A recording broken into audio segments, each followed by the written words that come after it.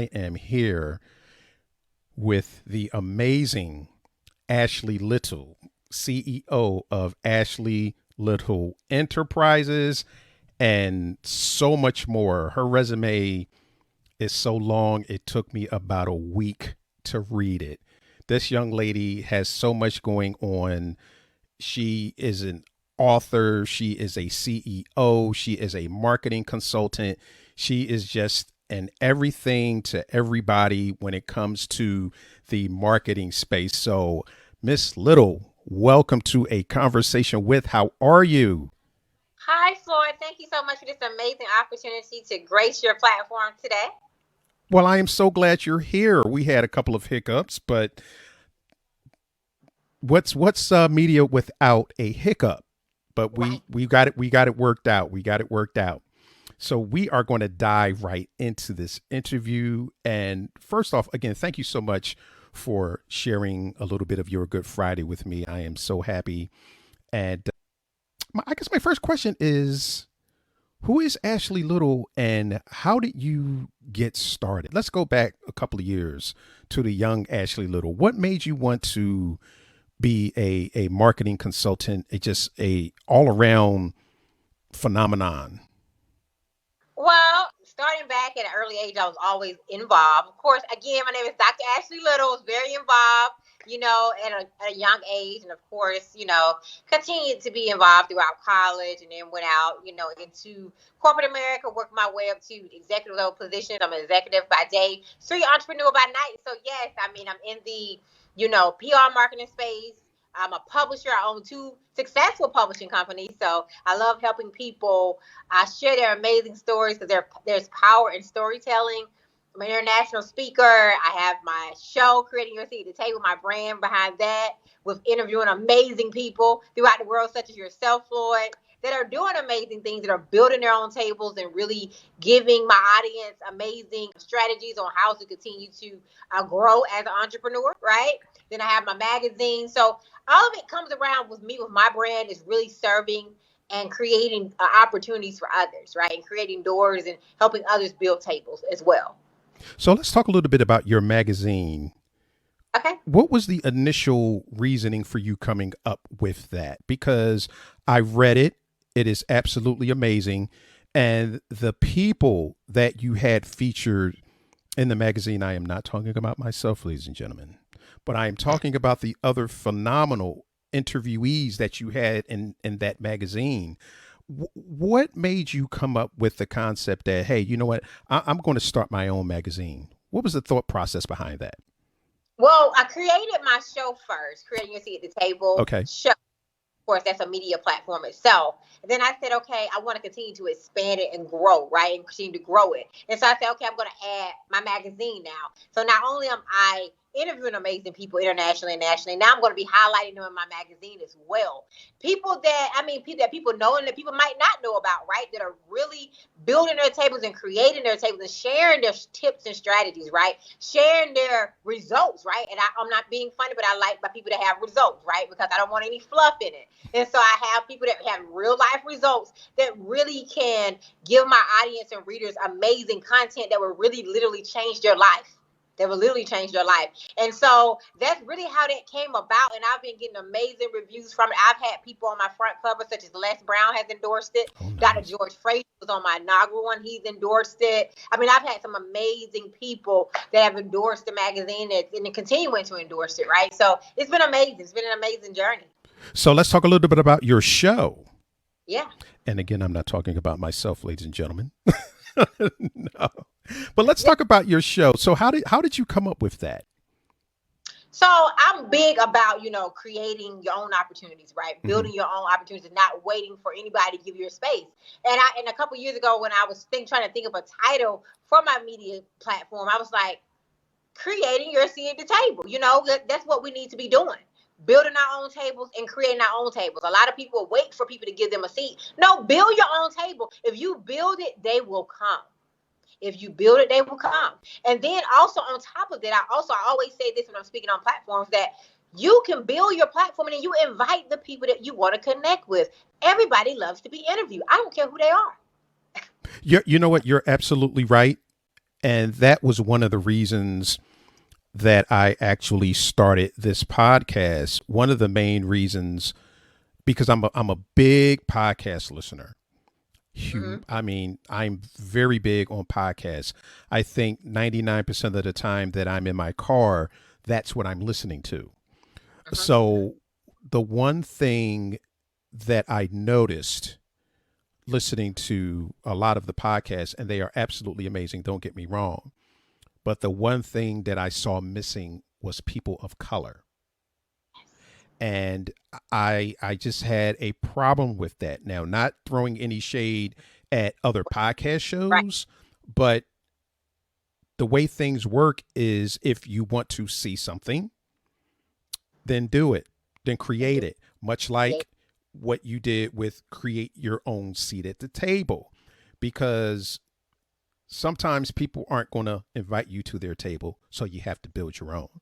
Do. And that was one of the reasons that I started this podcast, because I wanted to bring people on such as yourself that might otherwise, people might not know about outside of your particular circle. So I Mm-hmm. just wanted to, have a platform where I could bring on amazing black women, amazing people who are actually doing some awesome things in their space. And when I heard you on Clubhouse, I said, I have got to have her on my show. And I said the same thing about you, Floyd. I said I have to interview him. And I reached out and I tell people, this is shoot your shot. They're either gonna say yes or no. Yes. Okay? They're gonna say yes or no. You're absolutely right. And it's so funny because when you inboxed me, I said, that is so crazy, because I was just about, and it's no joke, I was just about to inbox you when I got an Yeah. inbox. I said, "Oh my goodness, she wants me to be on her show," which was a phenomenal show. It was Mm-hmm. very informative. I loved it, and you ask really in depth questions. So now, is that the interviewer in you, or is that the doctor in you that you just want to pick people apart and just get deep, do a deep dive into who people are and what makes them tick? That's the interviewer in me, and also my love for people and Hmm. connecting and building relationships, right? Not just building networks, but actually building genuine relationships. And I think people miss that part of it, the serving part and the building relationships, because relationships are currency. Right. And a lot of people don't understand that, like we were just talking about creating your own table and inviting people that you want to connect with to it. That's the door opening of starting some relationships that you probably would not even have access to, you know? And it's all about how you nurture it and build it from there. Yeah, relationships. It's about, and you know what? That's so true, because it's about service. And I think a lot of times people forget that small part. It's such a small part, but it's so huge. How are you serving? Most people say, "Well, I'm in it to get something out of it," but that's the wrong approach. If you're Mm-hmm. in it to give something, you get so much more back. You meet such phenomenal people, such as yourself. It that's just the way it works. When you serve, you get more in return than what you're actually giving out. So let's talk about the doctor part. Exactly what type of doctor are you? I have my doctorate in leadership. Oh, So I'm not a medical doctor, but I have a okay. doctorate. So I'm excited about that. But hey, I just love helping people at the end of the day, right? I love helping people, love connecting with people. When I met you in Clubhouse, I was like, I have to interview him. I had already knew in my head because I met you and Stacy together, right? I think she was in the room too. Mm-hmm. And I said, I'm going to interview him and I'm going to put him in my magazine. That's how I think. It's always, how can I bring value to that Okay. person? How Okay. can I serve that person? You know? So, Yeah. So you're a doctor of leadership. yes. I have actually never heard of that. Can you explain that? Exactly what does that entail?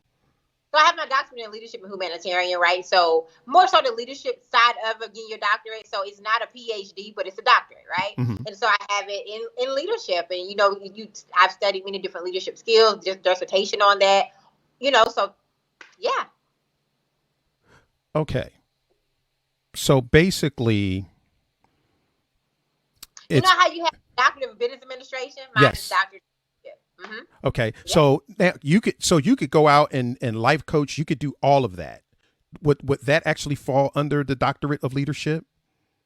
Yeah. But you don't even have to have a doctorate to be a coach now. You know that, right? But Yes. yeah, it does. Yeah. Okay. So it just gives you a little more credibility when you're speaking and someone says, well, who is she to be saying that? You say, well, I have a doctorate in leadership. And that's what gives me the ability to stand up here and say what I say. Absolutely, and of course, it helps you in corporate America to continue to grow your, in leadership as well. Because my master's is in IO, industrial organizational psychology, and my doctorate is in leadership. So, Okay. yeah. So Hmm. again, I read your about me page and it was so extensive. It was unbelievable. I mean, it was just too much to go over. So I just like you to explain a little bit of everything that you do. Because again, ladies and gentlemen, when I tell you that Dr. Little, her resume is about a mile long and it has some amazing, amazing accomplishments on there. And I was so impressed. I was just blown away by, and you know what? Before we get into all of that you do, the Yeah. question that I have for you is, where do you find the time to do all of that? Because you're quite busy. So where do you find the time to do that? And can you speak a little bit to that? Because I'm guessing that a lot of it comes with how you compartmentalize your day, how you calendar your day. Yeah. So I get up at 4 a.m. consistently every day. Mhm. 4 a.m. And my first hour of my day, of course, is definitely me and God, my prayer, my meditation, right? And of course, reading too. So right now I'm reading 10X by Grant Cardone. So that's the book. I love 10X. It's a great book thus far. And so I take care of that, my personal development, my prayer, meditation, all of that. And then I go into my day. So that first hour is definitely for me, right? That's me. And then I go into my day. And then I also work by a calendar too, as well, and a to-do list. So that's really how I do it. I'm one of those person that take a massive action, and so I probably take a lot of extreme action because I have so many things that I want to accomplish and get done. But it's going to take that type of energy and massive action. But also working out is part of my plan too, because I work out 3 times a week. Have I always been the best with this? No, but you learn from your lessons, right? You learn from your lessons because I was once that person years ago that I work, but it almost killed me, right? Mm. And so I had to learn to balance it by making sure I take care of self too, because you have to be healthy inside and out. Because you can't give all of it outside if you're not healthy inside. You ain't gonna be here to do it. And so really, that's how I do it, and I love doing it. Like right now, I know I've been up since 4 a.m. So when people are getting up at like 8 or 9 o'clock, I'm halfway through my day, Hmm. and I'm adding more stuff to it. Yeah. And you know what? I myself am a 4 a.m. riser. Yes, I get another up. I get up at 4 o'clock in the morning, and when I'm on my way to work, that's when I'm listening to a lot of my podcasts, and then when I get off, I do the same thing. But sometimes, because listening to the Grant Cardones of the world, the Ed Milettes of the world, the Eric Thomases of the world, the one thing that I've learned from them, Lewis Howes, all of those guys, Lisa Nichols, all of those, yes, you have to carve out time for yourself before you start your day. So yes. when you were talking about that 4 o'clock hour where it's just you, there's no cell phone, because your smartphone, you'll be on that thing all day. I had to basically wean myself off of when I would get in my car scrolling. And I said, okay, I'm going to put it down. I'll turn on the podcast and I'm going to leave it alone until I get to work. So that gives me about 35 minutes of, sometimes I'm driving in silence, or either I'm listening to a podcast, because that's getting my mind ready for the day. And I find that a lot of very successful people do that. and also the working out part. Now, I come from the film space, Yeah. and the one thing that I try to impart to filmmakers, actors, whoever, is the fact that it's a symbiotic relationship between mind and body. You Yes. can't do, Yes. you can't do your best on set if your body's messed up, if you're not in your best shape. You're not going to feel good. You're not going to look good, and that's actually going to show up on camera. So that was a phenomenal, point that you made with the fact that you had to learn how to balance the work and actually taking care of yourself, because sometimes it can get. I mean, there's really no balance, Really is right. but you try to stay in as much balance as possible. And I'm a 5-dayer at the gym. I mean, because of the type of the job that I have, it's very stressful. So I have to, or my wife would be cashing a life insurance check a lot sooner than I'd like her to. But that was a very interesting point that you made about the working out. But I really want to delve into the myriad of businesses that you have, or the projects you have, because you're doing so much. You're calendaring your day, which is something that I'm really just learning how to do, is Mhm. calendaring my day. Mhm. With all of the businesses that you have, can you just tell us a little bit about all of the endeavors that you actually have your hand in, so people Okay. will know exactly how much of you are a 3-time triple threat. Thank you, Floyd. So, CEO and founder of Ashley Little Enterprise. That's my parent company, which consists of my media, book publishing, consulting, speaking. All of that's under the parent company. I'm also host and executive producer of Creating Your Seat at the Table show, which I do that show every day, even on weekends. Also, I'm the CEO, founder, and editor in chief of Creating Your Seat at the Table International magazine. So my magazines are in Jamaica and Africa at this time. Okay. Now, as we continue to grow, right? We continue to grow. And I'm also a 12-time best-selling author. I've written about 20 or more books now. Even I'm writing more as we speak. Okay, I have some things getting ready to come out in this next month. I'm also a journalist. I write for Medium and some other outlets. So I love writing. I love sharing amazing stories, highlighting amazing people, right? And I own two successful publishing companies. I have Little Publishing LLC, where I help aspiring authors, new authors, and seasoned authors develop their manuscripts, tell their stories, become best-selling authors, and market and monetize their brands. And I'm also the CEO, founder, and visionary author of the HBCU Experience Movement LLC, the first Black-owned publishing company to publish HBCU alumni stories throughout the world. And I'm working with every university. My goal is to touch all 107, and I will touch all 107. We did about 8 schools last year, gave back over about 30,000. I'm getting ready to bring out some more schools as we speak this month, and it's going to keep going throughout the rest of the year from different universities. And I'm working with chancellors, and I've created it to increase young alumni giving and to increase HBCU enrollment. So we're increasing and, creating endowments to help these students be able to go to school, be able to afford to go to school. If they are struggling while they're there, to be able to help them graduate and pay their way through that. So that's what that movement is about as well.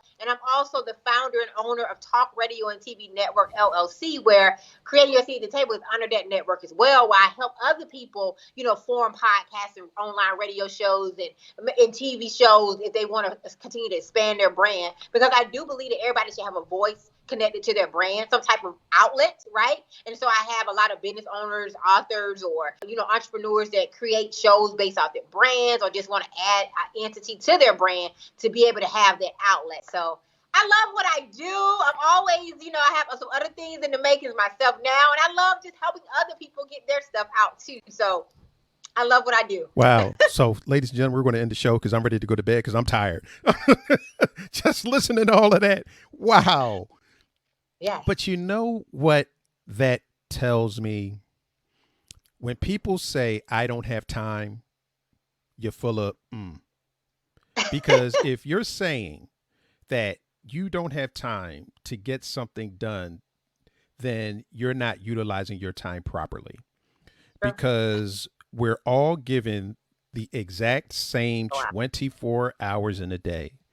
And what you heard just laid out is someone who uses their time properly and wisely to accomplish so much within the span of a day. Now, of course, I'm sure that everything that you're talking about is over time, but Mm-hmm. you had to start it somewhere. You had to actually create it. You had to cultivate it. You had to build it. You had to team build. You had to, go out and find people to interview. You had to do all of that. And you used the same 24 hours that someone else is saying, well, I don't have time to do that. So, with that, what would you say to someone who's saying, Ashley, I just don't have time to get that started? What would you say to someone like that? I would say you make time for what you want to make time for. I'm a big believer in it, right? I'm a big believer in it. And I also would say, I would ask them more. I'll go in depth. Why don't you feel like you have time? Why don't you feel like you don't have the time? Because sometimes it's more so lack of, like you was just stating, pretty much setting your day out the right way, or lack of just, having that accountability. A lot of people don't like to be held accountable either. Mm-hmm. So sometimes that plays a part in it. But I'm also going to speak on this, and I know you're probably going to go this way with this interview, but I invest in mentors and coaches who are 30 steps ahead of me, who are where I want to be, right? And that plays a lot into how the actions that I take as well. I'm definitely self-motivated, but also having people that are ahead of you that are where you want to be will save you a lot of time and money, okay?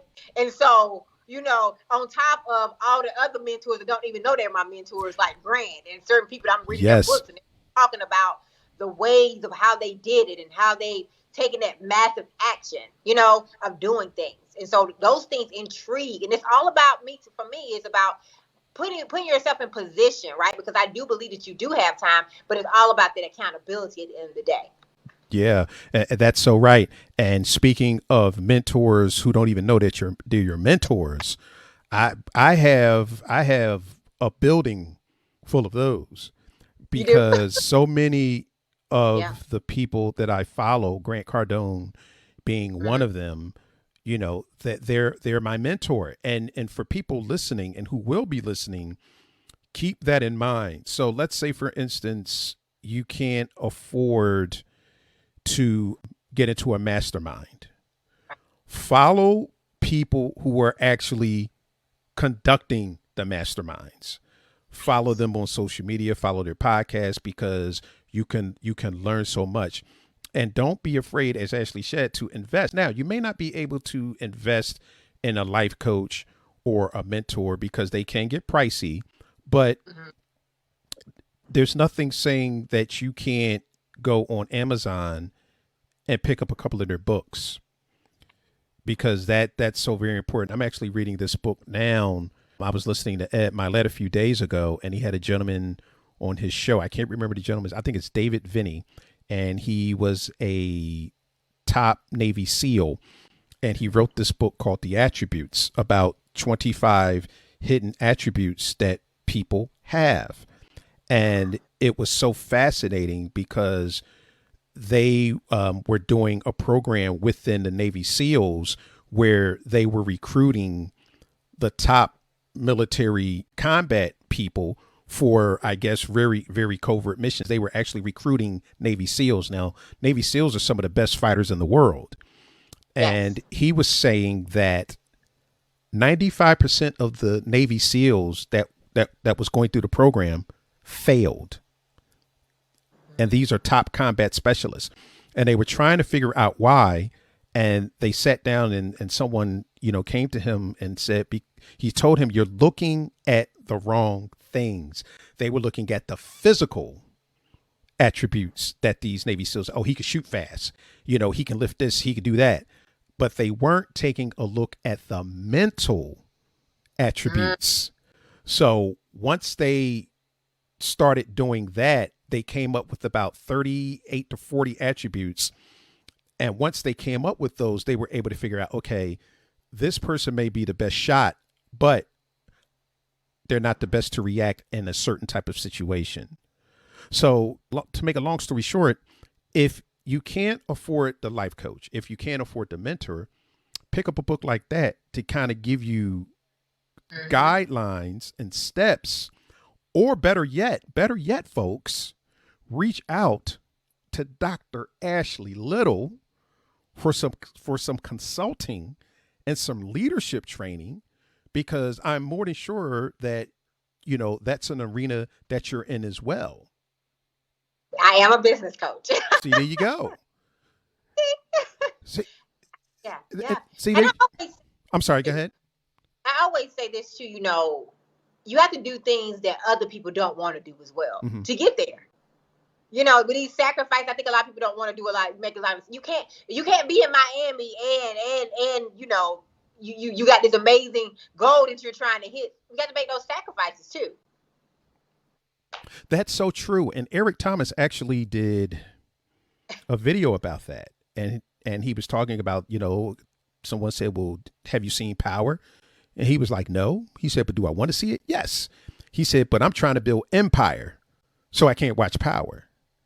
Right. And stuff like that really resonates with me, because I'm looking to get into a space, as I'm sure you are. I'm looking to get into a space where I'm breathing that type of air, the air that they're breathing. And in order to breathe that type of air, you definitely have to sacrifice, because you don't become the number one speaker in the world by scrolling on Instagram all day. You don't have a magazine. You don't have a talk show. You don't have a consulting business. You don't have so many other things by scrolling through Instagram all day. So Ashley is a perfect example of something that you can reach out and touch, as to, if I put in the work, these are the results.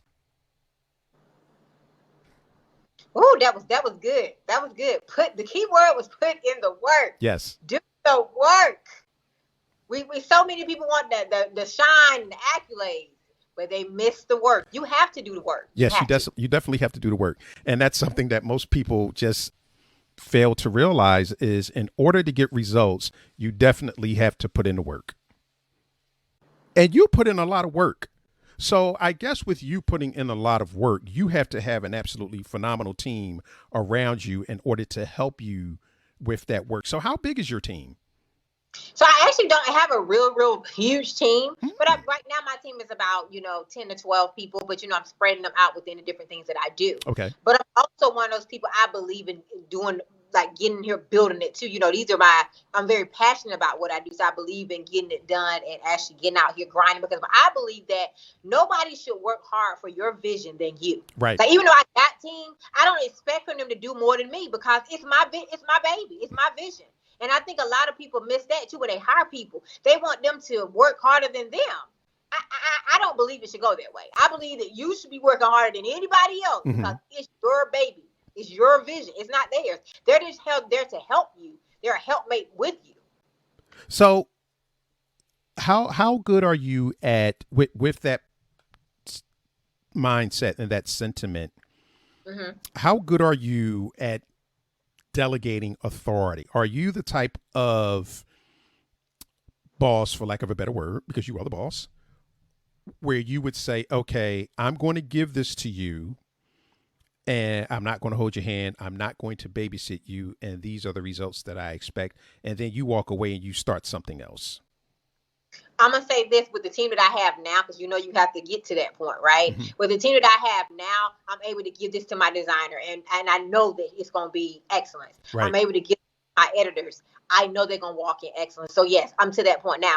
I'm not going to sit here and say it was always like that, because sometimes everybody is not going to have that same work ethic, or you're going to go through different people that you thought were one way. Right. It's just part of the process, right? And so I'm thankful to say now, thank God, that I'm at that point where I'm able to say, okay, yes, I know they're going to take care of me. I'm going to make my deadline. We're going to win together. I got the right people with the right mindset. Okay. Yeah. And how long did it take you to get to that point of 100% trust?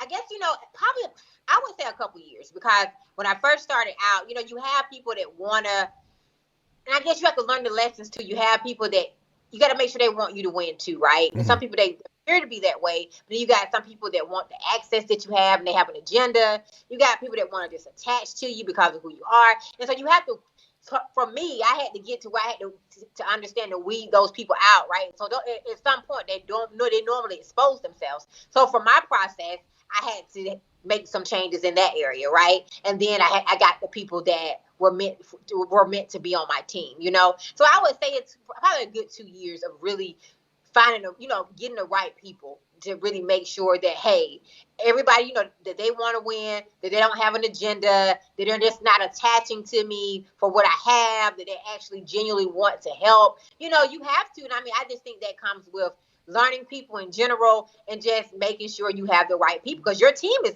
that's your whole operation. Yes. So that's important. If the team is not there, it can go left very, very fast. Very fast. Yeah. You if you don't have a team that you can really trust, Yeah. it could really cause issues. And one of the members of my team, a young lady, she started out with me when I first started on my filmmaking journey, and we're at the point now where I basically told her, whatever you do is fine, you speak with my voice, because I understand that Yeah. we're really on the same page and we want the same thing, which is a stellar product. And see, when you have people on your team where you know that they're not going to work as hard as you, because it's and that is something that I had to learn. Me too. That is something that my wife would tell me all the time, because I would sit there and I would get Ooh. on my soapbox. Oh, why don't they this and why don't they that? And she would look at me and she'd say, because it's not theirs. I It's just not yep. theirs. And Yep. and I would always come back with the but. But. And she was like, there is no but. It It's ain't there. not theirs. So you cannot expect them. And that's for anyone that's going to be listening to this podcast. It's not theirs, it's yours. So no one is going to care more than you. No one's going to Right. work harder than you. And frankly, if they are, then it ain't yours to begin with. It's not, because as the owners of it, I think we have, well, it's not think, we have to be the ones that are more invested than anyone. That's right. That's right. Because people change every day. They wake up different every day, and they can just leave. But if that's why you got to outwork. They don't need to be outworking you. You're right, dude. It's not your vision. It is theirs. Yeah. Yeah. Yeah. If they're outworking you on your vision, then you need to reevaluate your vision. Yeah. And you know what? Sometimes you actually have to do that, because I think so often people get caught up in they have tunnel vision with their vision. Mm-hmm. And your vision is fluid, because where I started 15, 16 years ago Yep. is not where I ended up. Okay. Facts. My where I started, and where, because I started off acting, and where I wanted to go, where I thought I was going, it changed. And we get into the, well, you should have a plan B, which I don't believe in, but I always say plan A should be fluid. I have no plan B, but plan A is fluid. Because sometimes you may have to go left, sometimes you may have to go right, sometimes you may have to go back in order to go forward. So your Yeah. plan A shifts, because plan B to me, and let me get your opinion on that. To me, plan B is, you always have a way out. And if you're an entrepreneur and you go into it with a plan B, you're planning to fail. What are your thoughts on that? I definitely agree with that. I definitely agree with that. You gonna have it should always be the plan A, making it happen regardless, right? You might have to take some different routes, switch some things over, change some team members, but it always should be the goal. The goal should always be the same of what you're trying to accomplish, regardless of the different pivots that you're gonna have to take as well. And what I've learned also too, I mean, I've had situations where, and I'm telling you, sometimes you can't. I've learned this, friends are just supposed to be friends for the most part, because sometimes mixing friends and business, that didn't always work, right? Because sometimes people are just meant to be your friends. They're not meant to be your business partners. I was in a situation a couple of years ago where I even gave two of my friends. It was of course it's my company, but I gave them positions of co-founder, and they didn't found it, right? I gave it to them. It was the worst mistake, because as we just talked about, it was never their vision. So making them something they didn't earn, and then I'm upset because they're not putting in the work that I'm yeah. That oh my gosh, that is so true, Yeah. because you're walking, and look, not their fault because you gave it to them, It was my fault. but they're walking. What does that teach a man to fish and no fish for life? But if you give them the fish, whatever, it's something like that saying. But they were walking around with something that they did not earn. That's right. So they're not invested in it, as if this was something that, okay, Ashley founded the company, but we came up through the ranks with Ashley.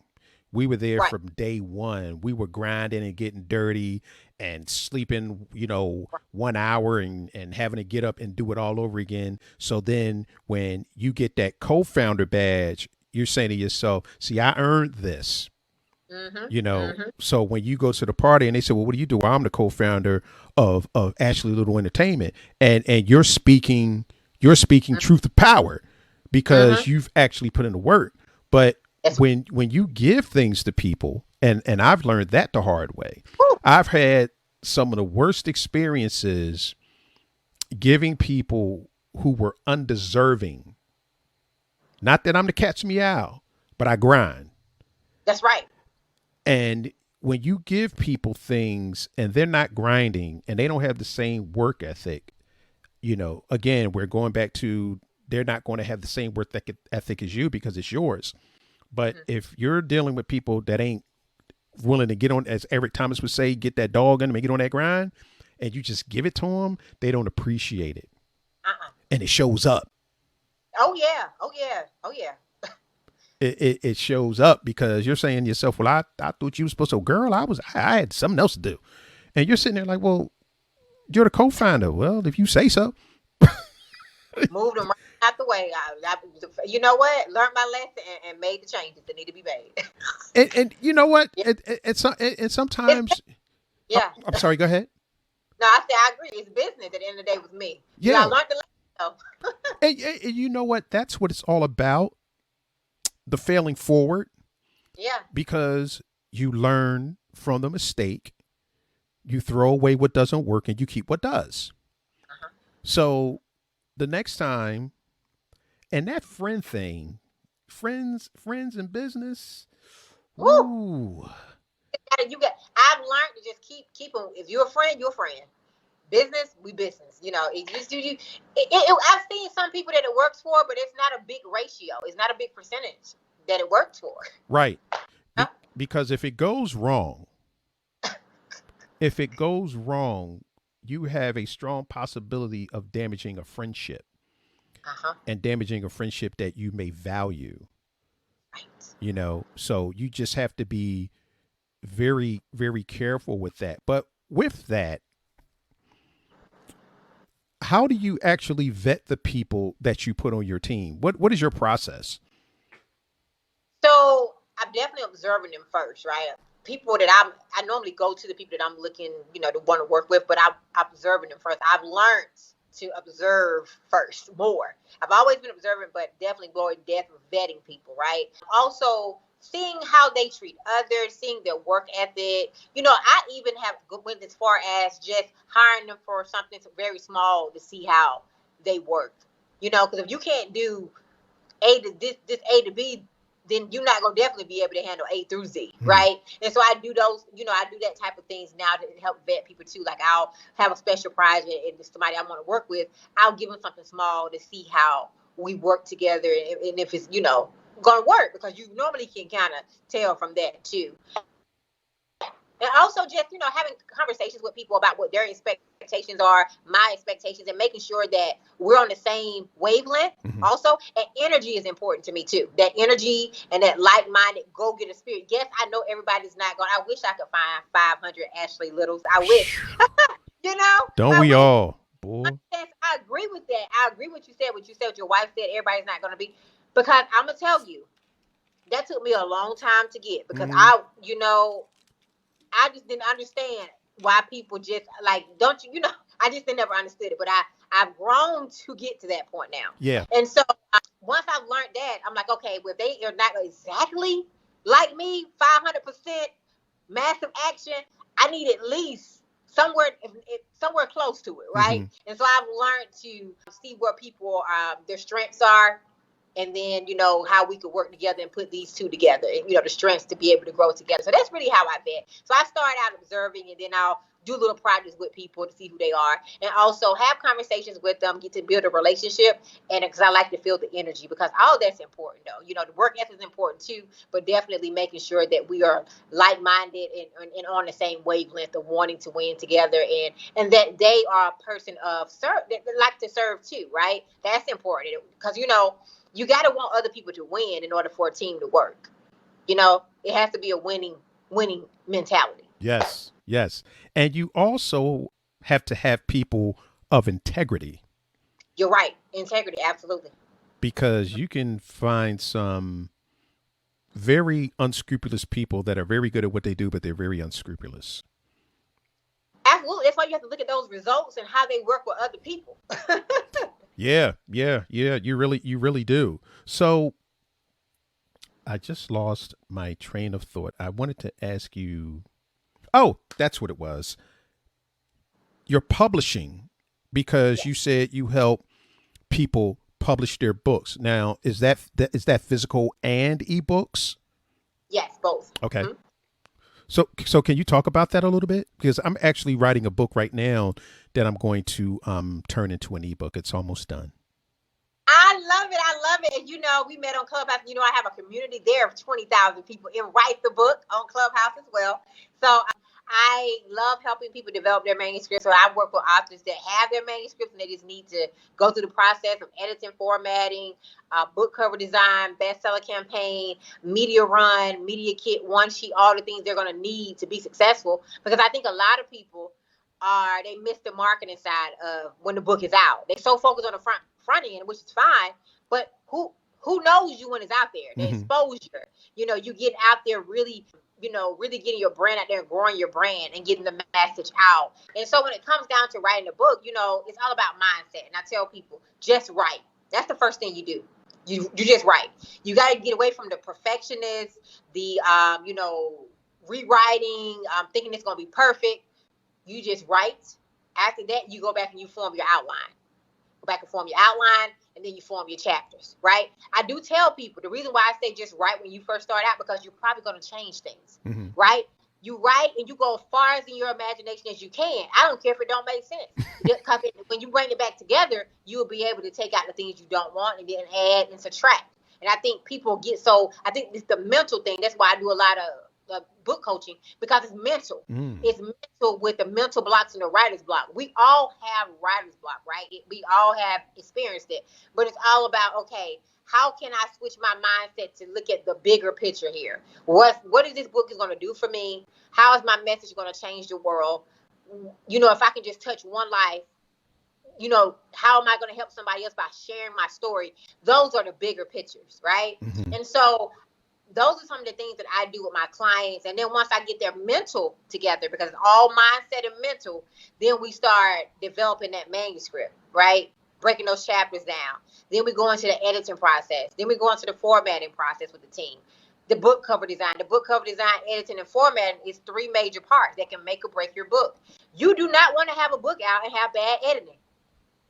It's you don't want those type of reviews. No. So if you invest in anything, you definitely need to invest in your editors, your people who format your book, and your book cover design. A lot of people buy books because it's pretty. I'm telling you, the book cover, they like it. I don't care how good the book is. They're looking at that book cover design as well. Okay, that tells them if they even interested in it. So definitely invest in your book cover design. And then, of course, after that, you got the bestseller campaign. You want to have that bestseller campaign for credibility, right? Mm-hmm. Your book trailer, that continues to help your marketing. Then you have your media kit and one sheet. A lot of people miss that part because that's how you pitch to the media. They'll see the media kit tells who you are. I'm sure you're familiar with that because you're in film. It Yes. tells who you are. You have your pictures, your accolades, what you speak on, about your book, and all the other great things that you're doing, the things you've been featured on. Your one sheet, it talks about what you speak on. It's a small synopsis of your media kit, right? And then, of course, your media run. I put my clients on media runs because I want to get them a head start, right? Of getting out there on different podcasts, magazines, different features to help them build that, to get that exposure. Because I said now, even with the pandemic, now is visibility is definitely probably more important than it ever was, because when those doors open back up, if you haven't been out here visible in this pandemic, you're going to be so far behind. And with Clubhouse and access that you have to people that you probably wouldn't ever get a chance to talk to, you have to utilize these tools, because Clubhouse is a marketing system on top of that. You are so right. You are so right. And I was actually taking a little hiatus from Clubhouse because it was going a little left. And I actually went in a room today. Mm-hmm, And I'm mm-hmm. so glad that I did, Yeah, because I met some phenomenal people. But the three moderators, one of them actually owns her own media streaming company. I love it. The other one is a prolific filmmaker. She's been in the business forever. And some of the names that she was dropping, I was just in awe. And the third one is a branding specialist. And the knowledge between these three women was absolutely amazing.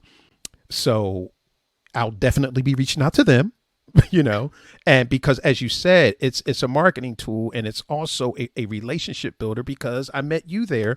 And that's the phenomenal thing about Clubhouse. You are meeting people you otherwise would have never come into contact with.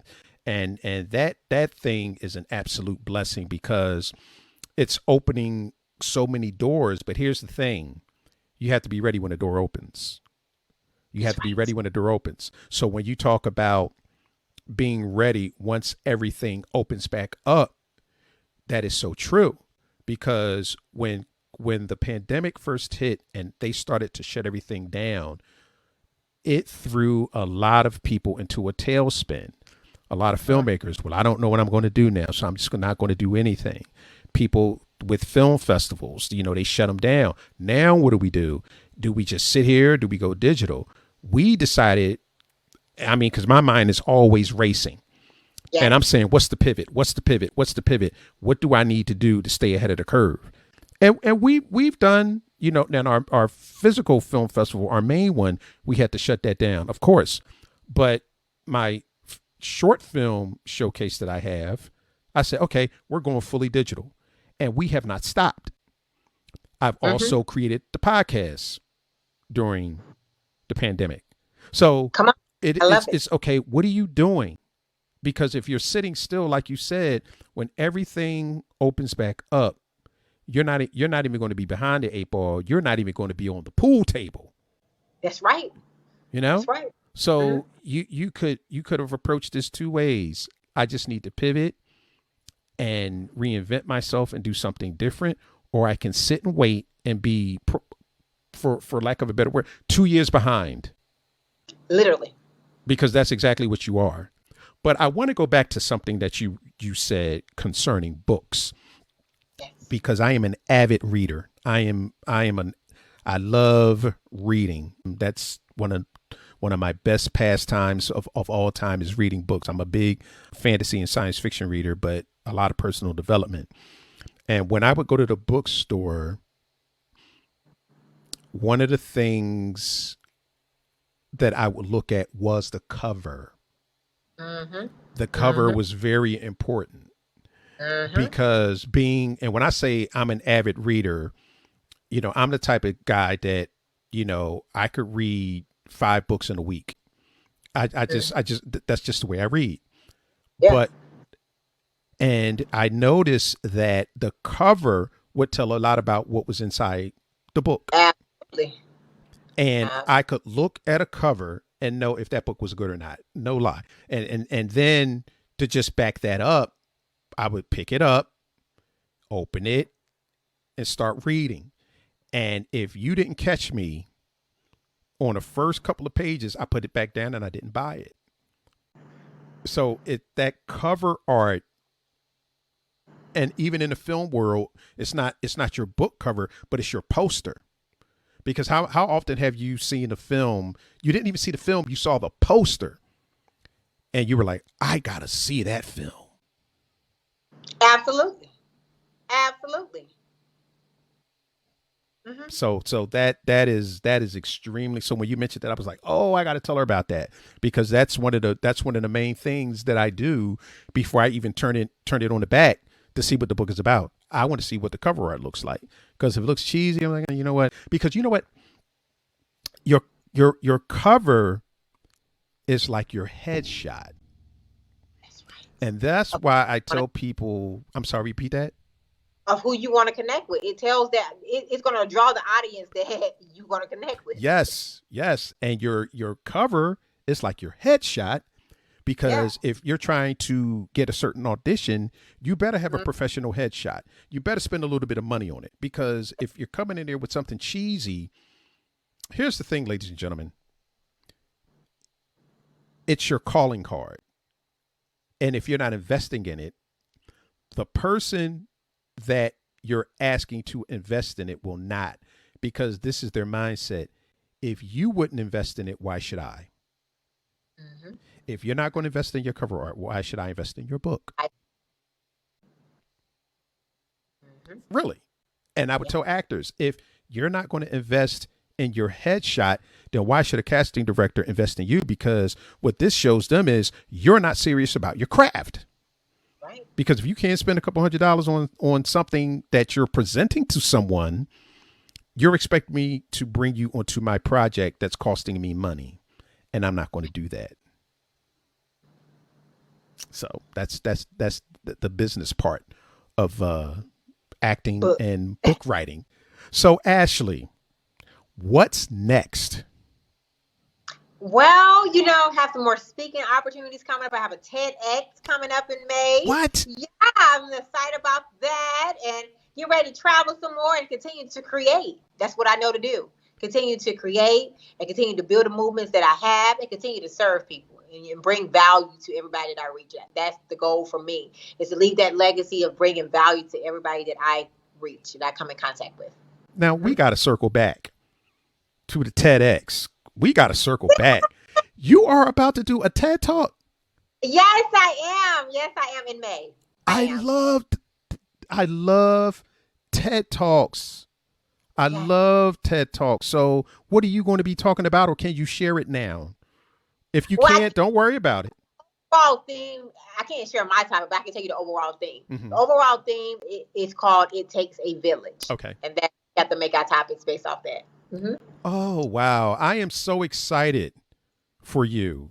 You're going to do a TED Talk, and I'm an avid fan. I love TED Talks. The talks are so interesting. They're interesting. They're informative. They're insightful. They're truthful. Yeah.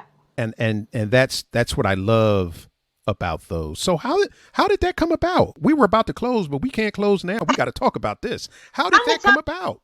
And I say this so many times, of course, definitely God first, right? Absolutely. He's the person that opens these doors. But I really just work, right? And I work, and I'm not lying. I work and I serve others, and these opportunities come. And I'm telling you, me building these relationships and serving have put me at tables and rooms that, man, I can't even really explain right now. And so this opportunity was presented to me back in February, didn't even know the person was watching me, And so it kind of just happened that way. I really can't explain it. And I was just like, she's like, I want to select you to do a TED, you do the TED Talk, and it will be in Indiana in May. Wow. And I said, I was just, wow. And it was like, I see the work that you've done. I'm seeing the speaking, because I've done a lot of speaking events. I'm sure you've seen it nationally and internationally. Definitely a lot of internationally speaking events this year by itself. And they were like, loving what you're doing, love, your topic that you spoke on. I've been on some of their panels, and I was presented the opportunity. So you were like, she was like, well, I want you to speak at my TED Talk. And you're like, you know what? Let me check my schedule. Yes. So I was really like, wow, Yeah. wow. So that's one of my goals. And I'm like, Wow. wow. Yeah. Well, that is awesome. That is amazing. And congratulations. I cannot wait to see it. And when I watch it, I'm going to pull up the video and I'm going to be like, I interviewed her on my show. And they're going to be like, no, you didn't. And see, Floyd likes to keep receipts because I like to, when I say something, I like to show people that I'm telling the truth. So when I say I interviewed Dr. Ashley Little on my show, TED Talker, here are the receipts. No, so, I thought you saw it yesterday. I actually posted on my Instagram page yesterday and on Facebook. you know what? I don't go on Facebook too much anymore. Okay. And Instagram, I'm on Instagram all the time, so I have no idea why I did not see that post. Yeah. Because if I Because had seen that post, I'd have been all over that. yes, it has me and all the other people that will be doing a TED talk on there. Oh, okay. So when I get off, I got to go on there and throw up some emojis and some fire and hand clapping and dancing stuff and I know you were like, well, wow, Floyd didn't say anything. Wow, what's up with that? Throwing Hey, shade. I know Floyd is busy like we all are. Yes. So that's what's next. So tell people where they can find you. You all can follow me on Facebook at Dr. Ashley Little, on Instagram at _ Ashley A. Little, on Clubhouse at Dr. Ashley Little, on LinkedIn at Dr. Ashley Little, and you can email me at info@ashleyaLittle.com. Again, my email is info@ashleyaLittle.com. And let me not forget my website, Oh, www.ashleylittlenterprises.com. plug that again, please. www.ashleylittlenterprises.com. And if you want to check out the HBCU Experience Movement, it's www.thehbcuexperiencemovement.com.